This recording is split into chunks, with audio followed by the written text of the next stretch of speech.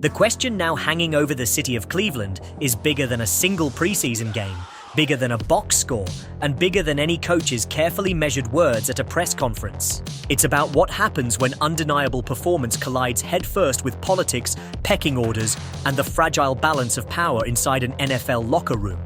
Shadore Sanders did more than show flashes in his first extended NFL action.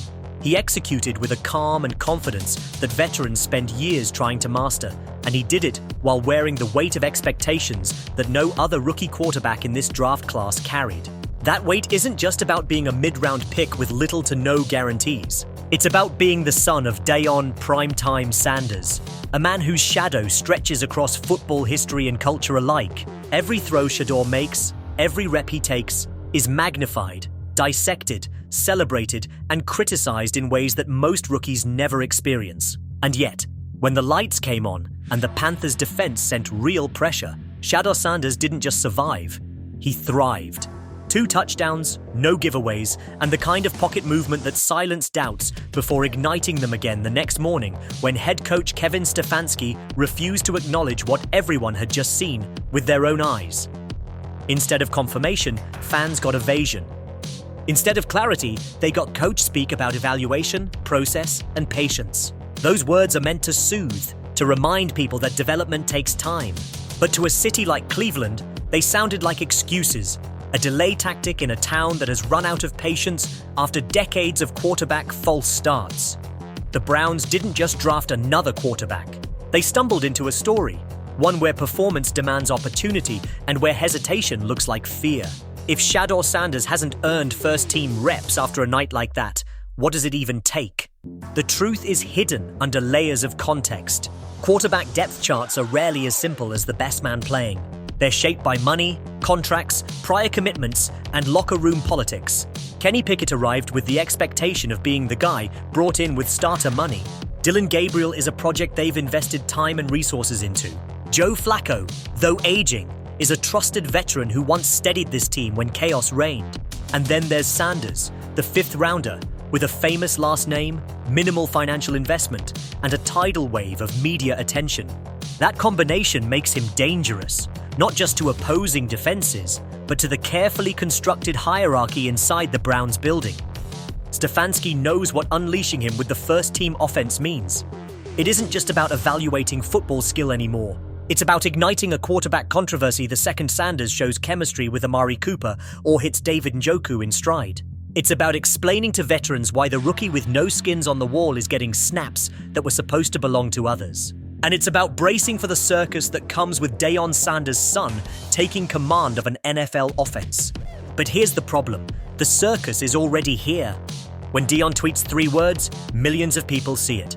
When Hall of Famer Michael Irvin posts film clips of Shadore handling a 3rd and 8 backed up on his own 8-yard line, the credibility of that endorsement echoes louder than any coach's press conference. Irvin didn't highlight the touchdowns. He highlighted the pressure moment, the kind of down and distance that decides whether a quarterback belongs in this league. Shadore read the field, made the right throw, and executed cleanly. That wasn't just a rookie making a lucky play.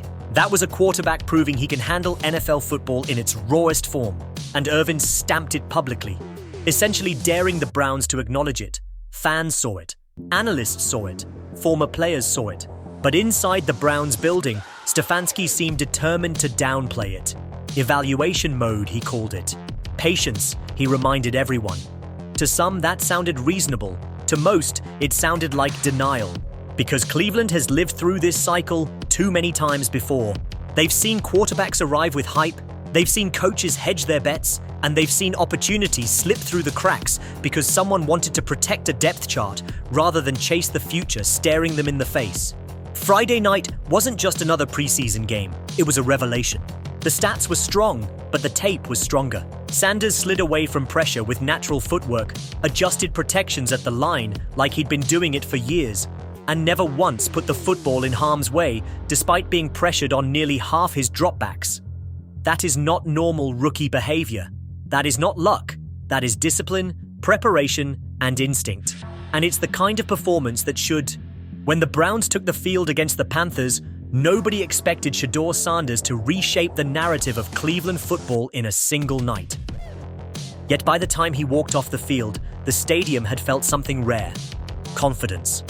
Not hope based on hype, not excitement from a flashy play or a broken scramble, but real belief born out of execution. 10 drives, 3 touchdowns, no turnovers, and a composure that made the game look slower for him than it did for anyone else on the field. That's not the usual story for a rookie quarterback, much less one drafted outside the first 3 rounds. But Sanders is not usual. He never has been. From his days at Jackson State to his high-profile transfer to Colorado, the spotlight has never left him, and yet it has never burned him.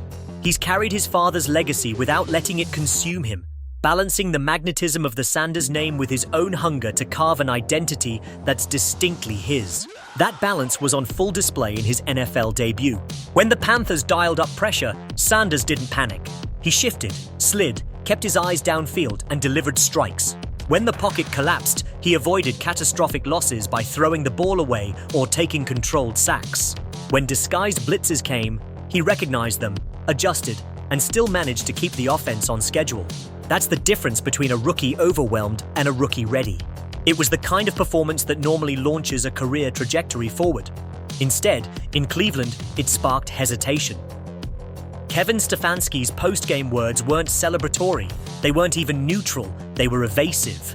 "Evaluation mode," he said, like a coach who wanted to shut the door on a conversation before it even started. But shutting the door only made it louder. Within hours, Cleveland talk shows were buzzing. Social media was in full meltdown mode. Fans weren't asking for a Super Bowl parade. They weren't demanding Sanders be handed the starting job on a silver platter. They were asking for the obvious: give him first-team reps. Let him throw to the real receivers. Let him stand behind the real offensive line. Let him show whether the poise he displayed carries over against the best competition. That is the natural next step in an evaluation. Anything less feels like sabotage. The Browns, of course, have their reasons. Quarterback controversies divide locker rooms. Veterans who've been promised a shot don't take kindly to being leapfrogged by a 5th-round rookie, no matter how talented he looks. Coaches know that once the door is opened, it can never be closed. If Sanders runs with the starters and lights it up, you can't just bury him back down the depth chart without losing credibility. That's why Stefanski is pumping the brakes, why he leans on process and patience. But that calculation is exactly what frustrates fans. Because football is not just about protecting feelings. It's about finding the guy who gives you the best chance to win. And Friday night, every shred of evidence pointed to Sanders being that guy, or at the very least, being worthy of testing that theory. The timing of it all makes the stakes even higher. Cleveland's next stop is Philadelphia, where joint practices with the Eagles will provide one of the toughest measuring sticks in the NFL. It's the perfect environment to test Sanders against elite defensive talent. Let him face disguised blitzes from veterans who've played in Super Bowls. Let him throw into coverage against all-pro defensive backs. Let him prove whether Friday night was an anomaly or the beginning of something special. And yet, Stefanski wouldn't commit to giving Sanders those opportunities. He said he'd get plenty of reps, but stopped short of saying which reps. That single omission turned the entire fan base into detectives, parsing every word, every tone, every hesitation for clues. Because fans don't want tea leaves. They want truth. And the truth feels delayed, maybe even denied. In a way, Sanders' situation exposes the great contradiction of the NFL. The league loves to market competition, loves to sell the idea that every roster spot is earned, that every player fights for their role. But in reality, the depth chart is often written in ink months before the games begin. Contracts, investments, promises to veterans. All of it creates an invisible hierarchy that performance alone doesn't always break. In most cases, that hierarchy goes unquestioned. But Shadore Sanders isn't most cases. He has already shifted the conversation by doing the one thing that matters most. He put undeniable football on tape. And now every delay, every excuse, every hedge feels like politics, which is why pressure is mounting from every angle. Michael Irvin's film breakdowns, Deion Sanders' massive social media reach, fans chanting his name, analysts openly questioning why Stefanski is reluctant. It all builds into a storm that Cleveland cannot ignore forever.